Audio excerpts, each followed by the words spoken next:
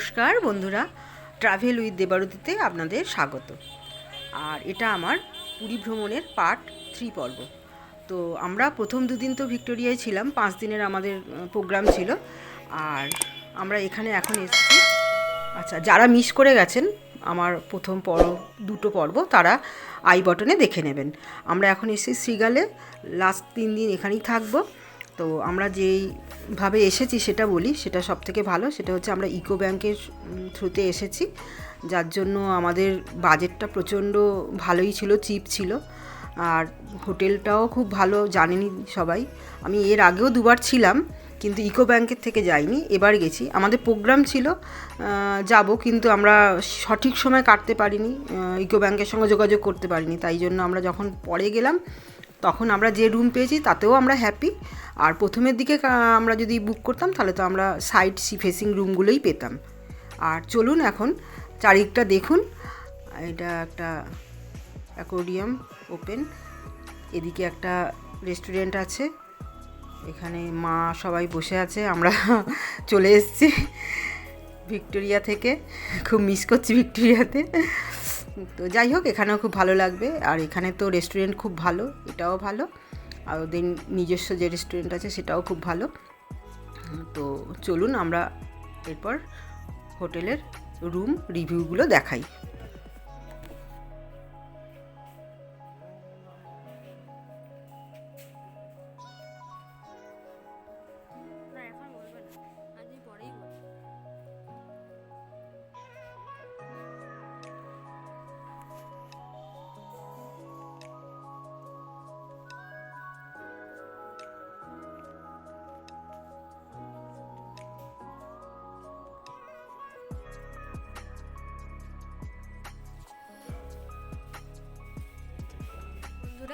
এটা আমাদের ডাবল বেডের রুম।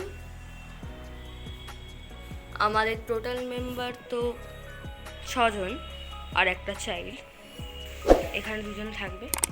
আমাদের আরেকটা রুমও আছে, সেটা হচ্ছে ওপরে, দেখুন খুব সুন্দর। 219 খুব সুন্দরভাবে রাখা আছে, ভালো।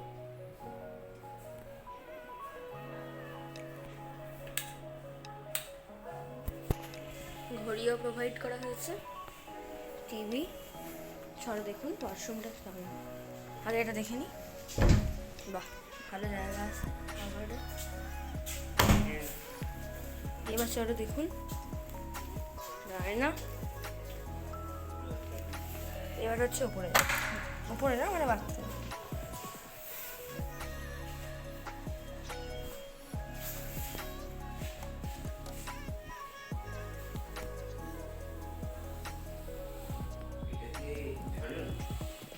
এটা 2 জন একটা রুম।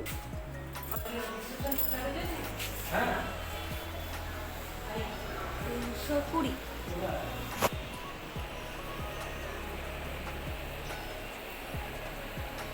বাহ, অনেক স্পেশিয়াস।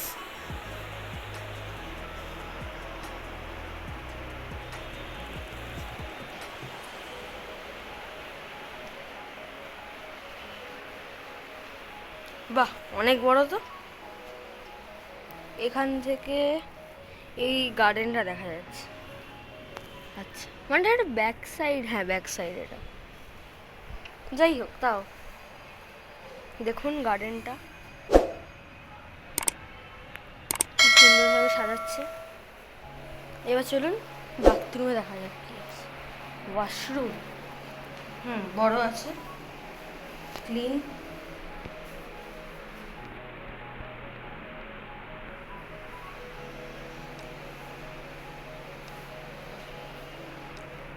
এখানে একটা কথা বলাটা খুবই দরকার, চা আর বিস্কিট ছিল কমপ্লিমেন্টারি।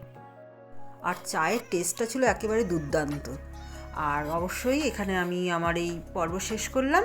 আপনাদের ভালো লাগলে লাইক, শেয়ার আর সাবস্ক্রাইব করে দেবেন।